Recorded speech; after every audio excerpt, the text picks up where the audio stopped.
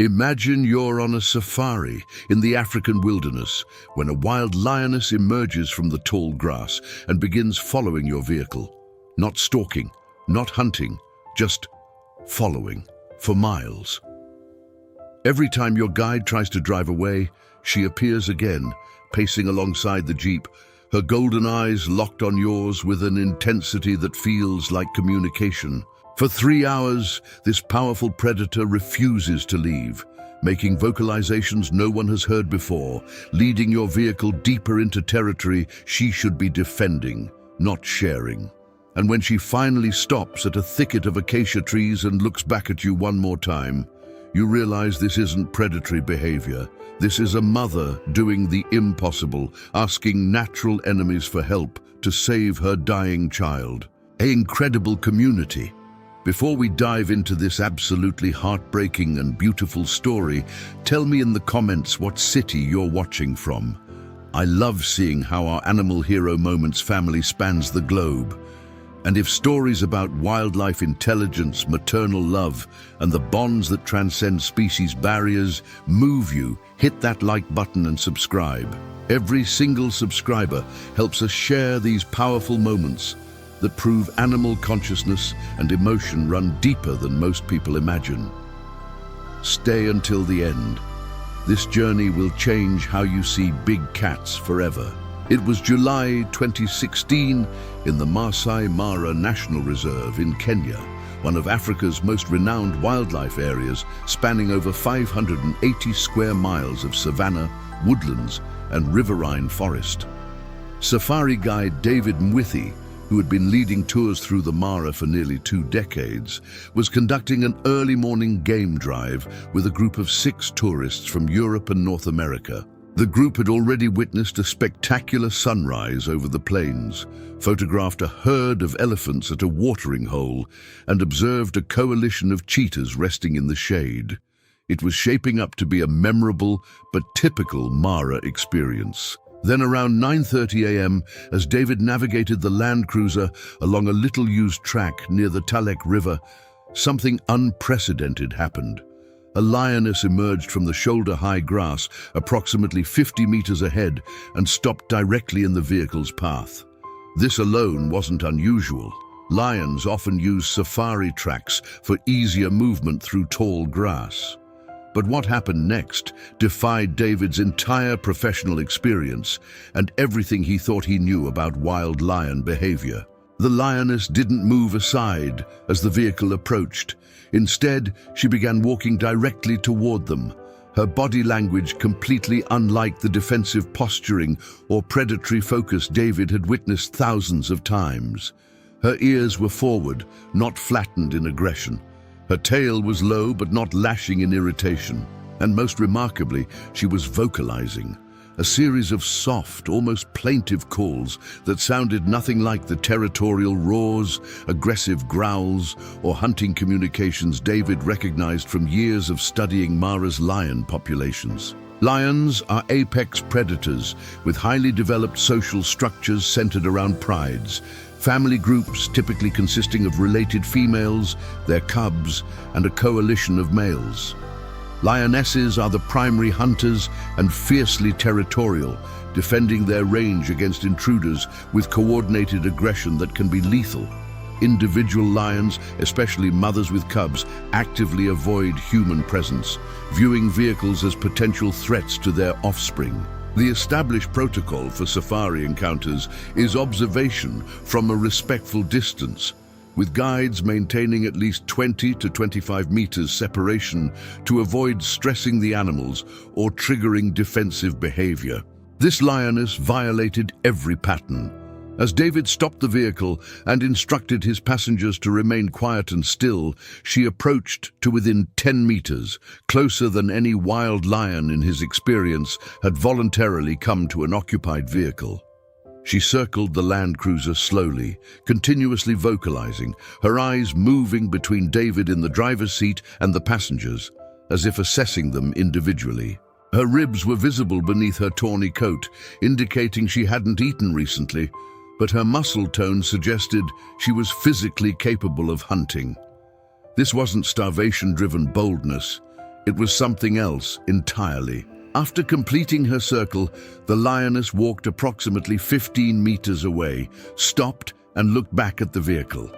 Then she repeated the behavior, approaching, circling, vocalizing, walking away, looking back.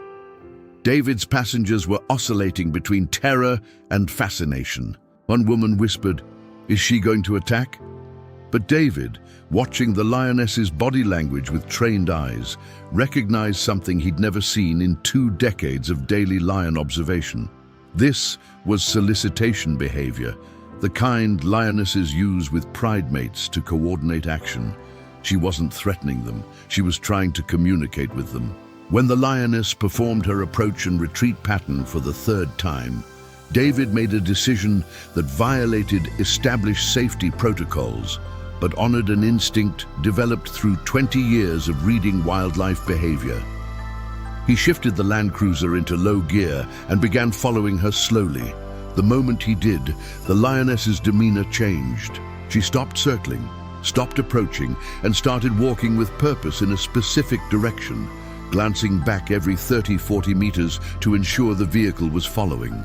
For the next 40 minutes and approximately 7 kilometers, the lioness led them through increasingly difficult terrain, off the established tracks, through dense scrubland, across dry stream beds, into areas where David normally wouldn't risk taking a vehicle due to the danger of getting stuck or damaging the undercarriage.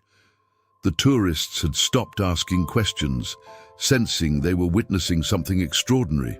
And David, his hands tight on the steering wheel, was mentally calculating risk against the growing certainty that this lioness was leading them somewhere specific, somewhere urgent, for a reason he couldn't yet fathom, but felt compelled to understand. At approximately 10:15 a.m., the lioness stopped at the edge of a dense thicket of acacia and wait-a-bit thorn bushes, vegetation so tangled and thorny that it forms nearly impenetrable barriers in the Mara ecosystem. She turned to face the vehicle one final time, made a series of vocalizations that were distinctly different from her previous calls, higher-pitched, more urgent, then disappeared into the thicket. David shut off the engine, and in the sudden silence, everyone in the vehicle heard it. A weak, high-pitched mewling coming from somewhere within that wall of thorns. David's mind raced through possibilities. Lion cubs had to be. But why would a mother lead humans, natural threats, to her vulnerable offspring? It contradicted every instinct, every behavior pattern, every observation protocol he'd studied. Unless something was so wrong that maternal desperation had overridden millions of years of evolutionary programming that said humans were danger, not help. He radioed to the reserve's ranger station, providing GPS coordinates and a situation briefing that sounded absurd, even as he spoke it. Lioness led us approximately 7 kilometers off trail to thick bush. Can hear cub vocalizations, distress type. Lioness behavior unprecedented, non-aggressive, appears to be soliciting assistance. Requesting veterinary backup and additional ranger support. The response came from Senior Ranger James Nkoitoi, whose voice carried 30 years of Mara experience. "David, you're certain. Lions don't do this. Ever." David's reply was simple. "I know, but this one is." While they waited for backup, estimated arrival time 25-30 minutes, given the remote location and difficult terrain, David and his passengers sat in tense silence, listening to the cub's cries growing intermittently weaker. The lioness had reappeared at the thicket's edge, lying down, but remaining vigilant, her eyes moving between the vehicle and the dense vegetation behind her. She was guarding, David realized. Guarding the cub from other predators while simultaneously guarding the humans she'd led here, ensuring they didn't leave before. Before what? What did she think they could do? Tourist Margaret Chen, a physician from San Francisco, broke the silence with a question that cut to the heart of the impossible situation. Can we help? Should we try to help? David's training said absolutely not. Intervening in wildlife situations, especially involving apex predators and their young, was dangerous and potentially violated the natural order. But his instinct, honed through thousands of hours observing animal behavior, was screaming that this lioness had made a choice, had executed a plan, had communicated a need. To ignore that felt like a profound betrayal of something he couldn't quite name. When the backup team arrived, James Nkoitoi, wildlife veterinarian Dr. Sarah Mpoke, and 2 additional rangers equipped with tranquilizer rifles for safety, David briefed them on the full sequence of events. Dr. Mpoke, who specialized in big cat medicine and had responded to numerous lion-related incidents across East Africa, listened with visible skepticism that gradually shifted to concern as she observed the lioness's behavior herself. "That's not normal," she confirmed unnecessarily. "That's not remotely normal." The team convened a quick assessment. The cub's vocalizations suggested it was alive but in distress. The lioness's behavior suggested she was allowing, perhaps even requesting, human intervention. The location, deep in thorny vegetation, suggested the cub might be trapped or injured in a way the mother couldn't resolve. The decision was made. They would investigate, but with extreme caution and the understanding that they might be misreading the situation entirely. Dr. Mpoke, with 2 rangers providing armed cover in case the lioness's tolerance suddenly vanished, began carefully working her way into the thicket, following the sound of the cub's cries. The lioness watched, tense but not aggressive, as a human approached her offspring's location. David, observing from the vehicle with his passengers, later described the atmosphere as electric with possibility and danger. Everyone aware they were in a moment that could end in multiple ways, not all of them safe or good. It took Dr. Mpoke approximately 12 minutes to navigate through 15 meters of dense thorn scrub, her clothing and skin collecting scratches despite her careful movements. And then her radio crackled to life with 3 words that explained everything. "I found her. She's trapped." The cub, later determined to be approximately 4 to 5 months old, had become entangled in discarded wire snare, the illegal hunting device that kills thousands of African wildlife annually.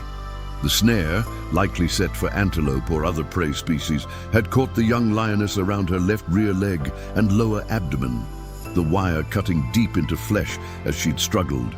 She was alive but severely injured, dehydrated, and based on the condition of the area around her, had been trapped for at least 24-36 hours.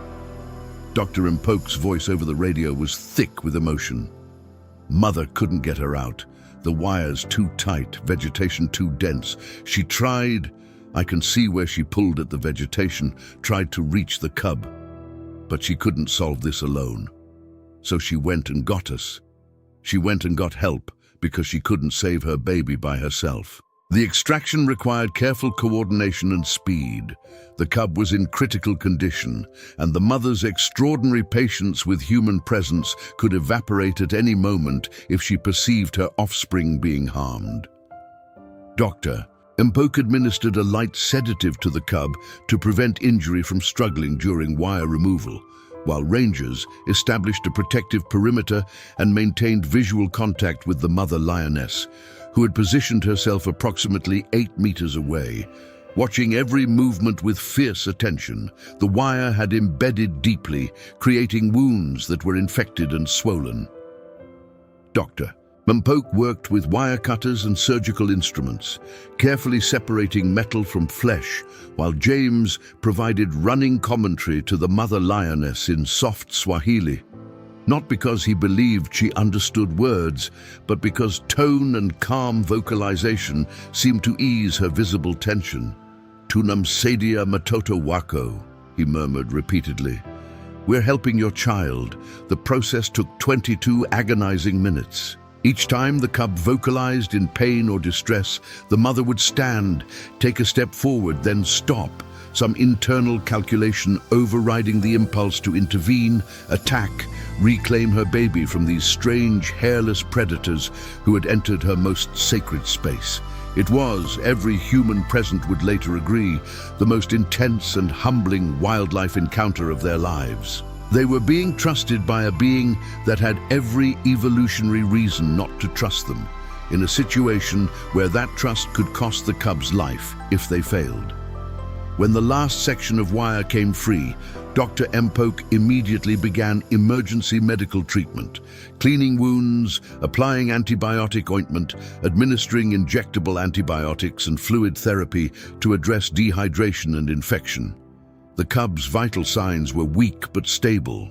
She would need ongoing treatment, possibly at the reserve's veterinary facility, but her prognosis was fair if infection could be controlled and she could be reunited with her mother for nursing and protection. This created the operation's most delicate moment. In normal circumstances, an injured cub requiring extended care would be transported to the vet facility, treated, and eventually returned to the wild, though reunion with the original pride wasn't always possible. But this wasn't normal circumstances. This mother had demonstrated extraordinary intelligence, problem-solving ability, and trust. Separating her from her cub now, after she'd gone to such lengths to save it, felt like a violation of the implicit agreement she'd made. "I'll trust you with my baby if you help her." Dr. Mpoke made a field decision that bent protocol, but honored the unprecedented situation. They would provide immediate stabilization treatment here, then allow mother and cub to reunite, with the team returning daily for follow-up care and monitoring. It was risky. The cub might not receive optimal medical attention, the mother might prevent future access, infection could worsen without controlled conditions, but it felt right. It felt like keeping faith with a lioness who had kept faith with them. As Dr. Mpoke finished the initial treatment, she called out to James, "I'm going to move back slowly. Let's see what she does." The veterinarian withdrew from the thicket, moving carefully, keeping her body language non-threatening. She emerged scratched and bloodied from thorns, carrying her medical kit, leaving the sedated cub alone in the clearing she'd created by cutting away some of the surrounding vegetation. For several seconds, nothing happened. The mother lioness remained in her position, watching. Then, with movements that were cautious but not hesitant, she entered the thicket where her cub lay. The humans heard soft vocalizations, the low, rumbling sounds mother lions make to comfort and reassure their offspring. Then silence, during which Dr. Mpoke held her breath, hoping the sedative had worn off enough for the cub to respond, but not so much that she'd panic at her mother's approach. A minute passed. 2. Then they heard it. The unmistakable sound of a cub nursing, making the small grunts and squeaks that accompany feeding. The mother had assessed her baby, found her alive despite the strange human smell and medical interventions, and had settled in to provide the comfort and sustenance only she could offer. James exhaled loudly, a sound echoed by everyone present. "She understands," he said to no one in particular. "She knows we helped." Or the mother and cub remained in the thicket for approximately 30 minutes, while the human team withdrew to their vehicles, maintaining visual distance while ensuring the pair didn't disappear before follow-up treatment could be scheduled. When the lioness finally emerged, she carried her cub gently by the scruff, the way mothers transport young offspring, and began moving back toward the main pride territory, retracing the route she'd used to lead the humans to this spot. But before disappearing into the grasslands, she stopped, turned back to look at the humans one final time, made a vocalization, soft, brief, impossible to interpret with certainty, but interpreted by every human present as acknowledgement. Then she continued on, carrying her daughter toward whatever safety and healing the Mara's wild spaces could provide. The team returned to the site the following day at dawn, uncertain whether they'd find the mother and cub or whether the lioness's trust had been a one-time aberration. What they discovered was both encouraging and concerning. Fresh tracks indicated the mother had moved the cub to a new location approximately 2 kilometers away, standard security behavior after a threat or disturbance. But she'd also left clear sign along a game trail, almost as if creating a path for them to follow. Dr. Mpoke, studying the ground, noted, "This might be coincidence or it might be intentional. At this point, I'm not ruling anything out with this lioness." Following the trail carefully, the team located the new resting site under a cluster of croton bushes. The mother was alert, but allowed their approach to within 20 meters. Closer than wild lions typically tolerate, but farther than the previous day's proximity. The cub was visible, lying in shade, and appeared to be resting comfortably. Dr. Mpoke, using binoculars, assessed what she could see. Cub's alert appears to have nursed recently based on her belly, no visible distress.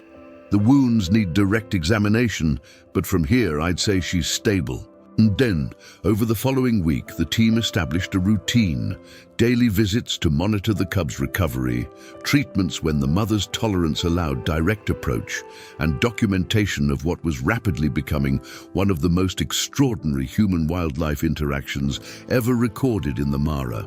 Dr. Mpoke treated the cub's wounds on days 3, 5, and 7, each time with the mother watching intently, but allowing access. By day 10, the infection had resolved. The wounds were healing cleanly, and the cub was showing normal activity levels, playing, exploring her immediate area, and nursing regularly. David, who visited the site whenever his safari schedule allowed, brought updates and photographs to his tour groups, turning the rescue into an educational moment about wildlife intelligence, conservation challenges, and the complex ethics of human intervention in wild systems. His tourists, many of whom had witnessed the initial encounter, reported feeling fundamentally changed by the experience, seeing wild animals not as subjects for photography or entertainment, but as conscious beings with problem-solving abilities, emotional depth, and individual agency. The story reached international media in late July 2016 when James Nkoitoi presented the case at the Kenya Wildlife Service's quarterly conservation conference. The presentation, titled "Unprecedented Solicitation Behavior in a Wild Lioness: Implications for Understanding Big Cat Cognition," generated immediate interest from animal behavior researchers, wildlife biologists, and conservation organizations globally. Video footage from the rescue, captured on rangers' cameras and David's safari equipment, provided documentation that made the account impossible to dismiss as exaggeration or misinterpretation. Dr. Sarah Benson-Amram, a researcher studying animal cognition at the University of Wyoming, traveled to Kenya in August to interview the team and review all available documentation. Her analysis, later published in the journal Animal Behavior, concluded, "The behavioral sequence demonstrates planning, tool use, using humans as tools, persistence, and communication of need, all indicators of advanced cognitive processing." This lioness executed a multi-step plan: assess problem, determine she couldn't solve it alone, identify potential helpers, communicate need through behavior, guide helpers to location, tolerate intervention, resume care of offspring. That's not instinct, that's conscious problem solving. The cub, monitored through September, made a complete recovery. By October, she was fully weaned and learning hunting skills from her mother and the pride's other females. Photo identification records from subsequent game drives confirmed that both mother and cub survived to the following year, with the young lioness reaching adolescence and eventually dispersing to form her own adult range, a normal developmental progression suggesting no long-term physical or psychological impact from her ordeal.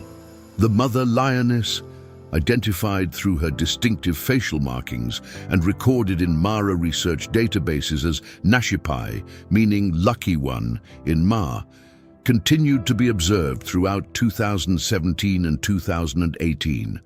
Rangers reported that she showed no unusual behavior toward vehicles or humans during normal game drives, suggesting her solicitation of help had been specific to her emergency situation, not a general habituation to human presence. She remained wild, wary, and appropriately cautious, except reportedly when she occasionally encountered David's vehicle on the tracks.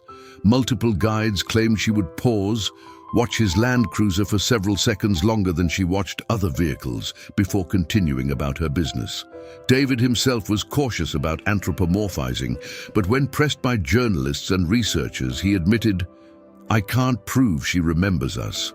I can't prove that pause is recognition, but I was there.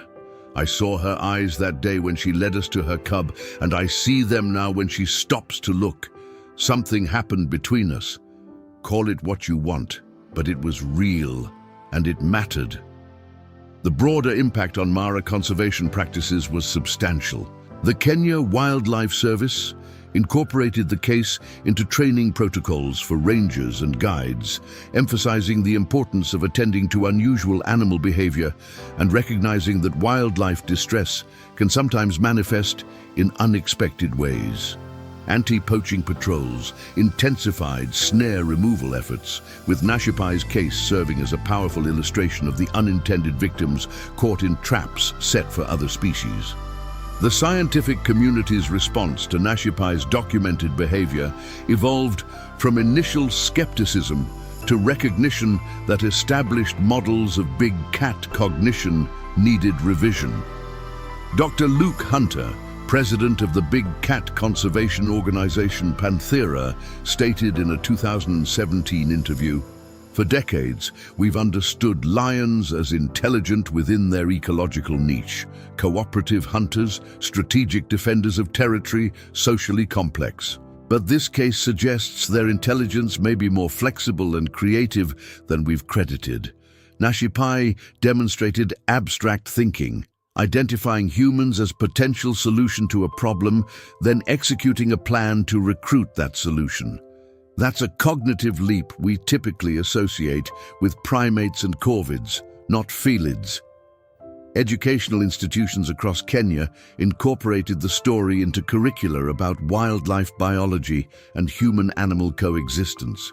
The David Sheldrick Wildlife Trust, working with the Kenya Wildlife Service, developed a program called Understanding Their Language, teaching school children and local communities to recognize animal distress signals and appropriate response protocols. Nashipai's case provided a powerful narrative anchor for these lessons, demonstrating that animals communicate constantly. Humans simply need to learn their languages. Tourism to the Maasai Mara, already robust, saw a specific increase in visitors, citing Nashipai's story as their motivation for traveling to Kenya. Tour operators reported guests specifically requesting David as their guide, hoping to hear the story firsthand, or perhaps witness the Lioness who'd made global headlines. This attention created economic benefits for local communities, while also raising concerns about potential overexposure and stress on Nashipai and her pride. The Mara Conservancy implemented new guidelines to address these concerns. No vehicles were permitted to seek out Nashipai specifically or spend extended time observing her pride beyond normal game drive protocols. The restrictions aimed to ensure that Nashipai's extraordinary act of trust didn't result in harmful habituation or stress from excessive human attention. Conservation authorities recognized the delicate balance between celebrating the story's educational value and protecting the wild animal at its center. Anti-poaching organizations leveraged Nashipai's story in fundraising and awareness campaigns, using her cub's near-death experience to illustrate the devastating impact of wire snares on non-target species. The Wildlife Direct campaign, Not the Intended Victim, raised over $400,000 in 2017 alone, funding snare removal patrols and community education programs across Kenya, Tanzania, and Uganda. Thousands of snares were removed, potentially saving countless animals from Nashipai's cub's fate. Academic research into lion cognition accelerated, with multiple studies examining big cats' problem-solving abilities, communication repertoires, and capacity for what researchers termed interspecies tool use, the recognition that other species can serve as instruments to achieve goals. These studies, often citing Nashipai's case as foundational evidence, revealed that lions possess far more cognitive flexibility than historical research suggested. One study from the University of Minnesota demonstrated that captive lions could learn to manipulate touchscreens to solve puzzle tasks, achieving success rates comparable to chimpanzees on similar tests. The ethical implications of Nashipai's case generated ongoing debate within conservation circles. Some argued that intervening in wildlife situations, even when explicitly invited by an animal, sets dangerous precedents and risks habituating animals to human assistance, potentially undermining their wild autonomy. Others countered that in an era where human activity, habitat destruction, climate change, poaching, creates many of the problems wildlife faces, humans have ethical obligations to help when help is clearly solicited and can be provided without greater harm. Dr. Mpoke, reflecting on the case in a 2018 interview, articulated a middle position. We don't go looking for wildlife to save. We don't impose our judgment about what needs intervention. But when an animal communicates distress, demonstrates a request for help, and we have the capacity to respond without causing greater harm, I believe we have a moral responsibility to try. Nashipai taught me that sometimes the most respectful thing we can do is honor an animal's agency, even when that agency manifests in ways we don't expect or can't fully explain. The case influenced veterinary medicine education as well, with several wildlife veterinary programs incorporating it into case studies about emergency field medicine, ethical decision-making under uncertainty, and the importance of reading behavioral communication in clinical contexts. Dr. Mpoke's decision to provide treatment in the field rather than removing the cub to a facility became a teaching example of how protocol should inform but not override situational judgment. Margaret Chen, the physician who had witnessed the entire rescue, returned to Kenya in 2017 specifically to visit the Mara again and potentially glimpse Nashipai. She didn't encounter the lioness directly, but she used the trip to volunteer with the Mara Predator Conservation Program, contributing her medical skills to wildlife health initiatives. That day changed my understanding of consciousness, intelligence, and the boundaries we draw between species, she told researchers. I came to Kenya for vacation. I left questioning everything I thought I knew about the minds of other animals. In 2019, 3 years after the rescue, David encountered Nashipai one final documented time. He was conducting a morning game drive when his vehicle crested a rise and found a pride of lions resting in the shade of a fever tree grove. Among them was an immediately recognizable lioness with distinctive facial markings, and beside her, a young adult female, approximately 3 years old, bearing a faint scar on her left rear leg. Mother and daughter both alive, both thriving in the harsh but beautiful ecosystem of the Mara. David stopped the vehicle at a respectful distance, observing protocol. But Nashipai, after several moments, stood and walked toward them. Not with the urgent intensity of that July morning 3 years earlier, but with calm deliberation. She approached to approximately 15 meters, sat down, and simply looked at David's vehicle for perhaps 20 seconds. Her daughter, curious about her mother's behavior, followed and sat beside her. Then both returned to the pride.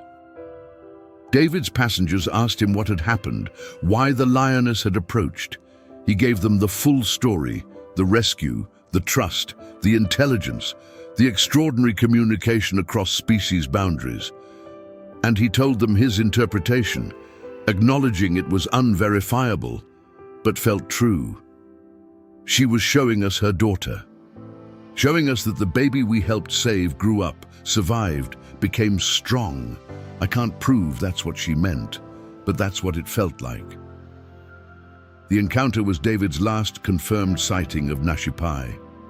In 2020, she disappeared from the Mara's documented lion population, potentially dispersed to new territory, potentially deceased from natural causes or conflict. Adult lionesses in the wild face constant challenges, competition with other prides, prey scarcity during droughts, encounters with humans beyond protected reserve boundaries. Her fate remains unknown, but her legacy endures in the minds she changed and the policies she influenced. Her daughter, identified in research records as Nashipai's daughter before being given the name Nasirian, meaning peaceful one, was documented through 2022, establishing her own range within the Mara ecosystem and successfully raising her first litter of cubs. Rangers noted that Nasirian showed no unusual behavior toward vehicles or humans, suggesting that her mother's trust had been situational, not transmitted as a learned behavior. She was wild, wary, and appropriately cautious, exactly as a lioness should be. The broader question Nashipai's case raised, whether animals possess the kind of consciousness, intentionality, and communication capacity that her behavior suggested, continues to drive research across multiple disciplines.